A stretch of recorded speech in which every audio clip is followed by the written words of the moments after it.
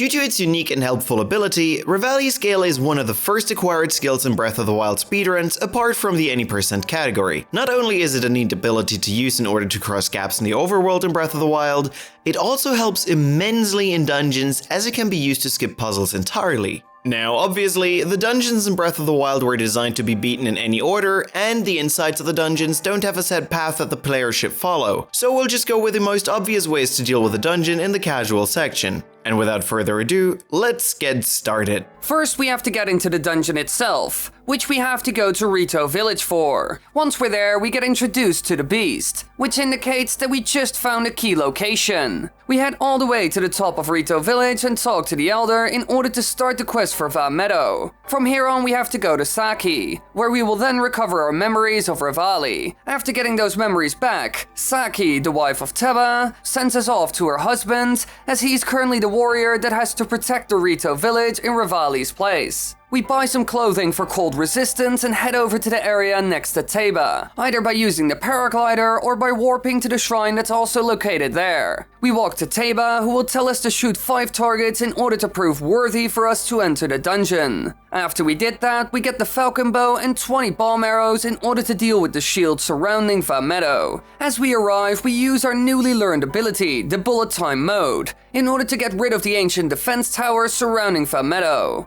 In total, there are 4 of them, each requiring 2 hits in order to destroy them. So with 20 arrows, there's a lot of room for error. For the speedrun, we'll be using footage of CDI, who holds the world record for the All Dungeons category. As we mentioned before, the dungeon is the first to be completed in the speedrun, which is pretty much as soon as we get the paraglider. We head to Rito village, talk to the elder, and buy 3 sun shrooms. Once we got those, we jump down into the forest and cut a tree. This tree will then be used to use the stasis rune on it, which we use to make the tree trunk go flying. Just as it's about to launch, we get on it and jump. This will lead to the trunk hitting us and launch us forward, where we can then use the paraglider to use its momentum and make it to the beast's entrance quickly. As we reach the other side, we drop in a specific place to pick up 2 big hearty truffles and then head to Teba. Before we talk to him, we fry each of the truffles in order to get 2 hearty skewers and cook the 3 sun shrooms for a meal with high cold resistance, which lasts for 7 minutes and 30 seconds, and then consume it. Teba now tells us to shoot 5 targets in order to qualify for the beast. We do this swiftly by shooting the first target, then dropping down and shoot the other ones on our way. After doing so, we grab the bow he offers and make our way to the entry quest, which means that we have to shoot the 4 defense towers. As this is done pretty much the same way as casual, we do as he requests and proceed inside the dungeon. We head inside and get rid of the malice by shooting the eye next to it. Afterwards, we do the same with the malice on the left. As we step onto the platforms ahead of us, we can use the magnesis module to shift some of the platforms around, allowing us to reach the other side of the room and obtain the map. Here Revali explains to us that we can use the map screen in order to tilt the dungeon by selecting one of the purple markers. From here on, we head downwards and into the carousel, which is bound to a rail on one of the wings. We use our bow to shoot the malice on the other side and then tilt the dungeon so we can enter the carousel and get to the other side. Once there, we head up the ramps and activate our first terminal. This opens the closed gate and we can go through. Inside the next room, we need to drag the switches on the ceiling close to the switch that opens the gate that leads outside. Once this is done, we once again tilt the dungeon and let the huge rock trigger the switch with ease, and we can access our second terminal.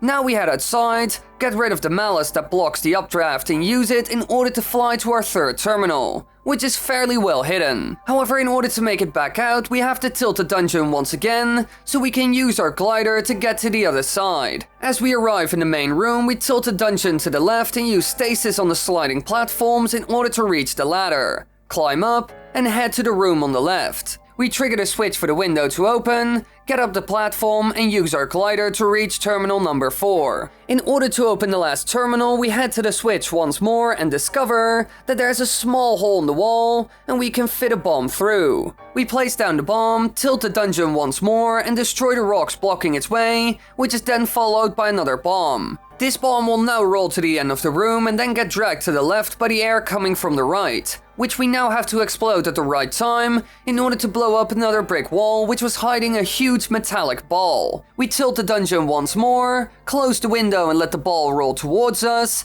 which we can then use our magnesis rune on. Here we place it onto the carved tracks in the ground, tilt the dungeon and let it roll into the switch that opens the door to our last terminal. Once we're inside the dungeon, we use the upstream and head to the left. Here we glide through the malice, shoot some other malice, trigger the switch for the window to the outside, and shoot more malice. The wind stream from the outside now allows us to fly to the first terminal, which we then activate. After this, we head outside and use the updraft to fly into the room in the back, where the second terminal awaits us. We head outside again and fall down for a little, where we then use the paraglider to easily get to terminal number 3. As there is no proper way to advance from here, we void out, which spawns us inside the dungeon again. Here we glide to the updraft again and to the other side of the dungeon, where a well-placed arrow gets rid of the malice for the next terminal. We use the glider and make our way up the ramp. A small side note here, we don't necessarily have to shoot the malice to get past it, as it has a weak point in its design, which we could just walk past. However, shooting an arrow hardly takes time and malice deals quite a lot of damage, so it's definitely the safer choice to get rid of it.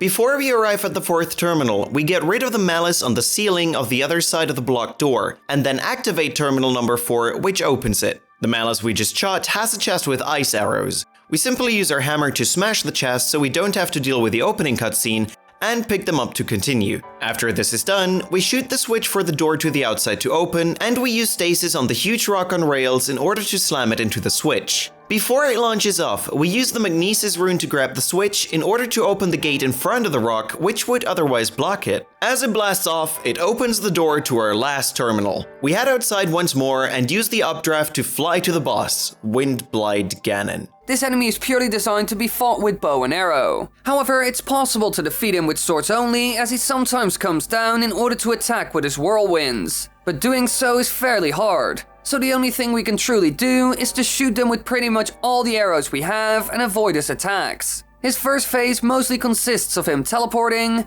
using whirlwinds, and sometimes using his cannon to shoot Link. As he introduces his second phase, missiles will become part of the attacks. He can send these to follow you around and shoot you from a distance. But other than that, the second phase is hardly any more of a threat to us than the first phase already was. After a couple of arrows and sword strikes, he goes down and we can grab the heart container, Revali's Gale, and the Great Eagle Bow, which is one of the strongest bows in the game. The fight is fairly straightforward, but does require a certain amount of skill and practice. We use one of the updrafts to go into bullet time mode and shoot Windblight's head 3 times with explosive arrows, which force him to go down. As he's on the ground, we switch to ice arrows in order to deal enough damage to finish him off with the next 3 explosive arrows. This part is timed for stamina to run out as soon as we shoot the last arrow. However, we should make sure to stay in the air as the cutscene starts. Due to this cutscene, Link will stay in the air until the player gets control again, where he can then go into bullet time mode again as the cutscene recovered his stamina. 3 explosive arrows for him to go down, 3 ice arrows as he's on the ground, and another 3 explosive ones in bullet time mode as he tries to teleport away are enough to finish him off completely.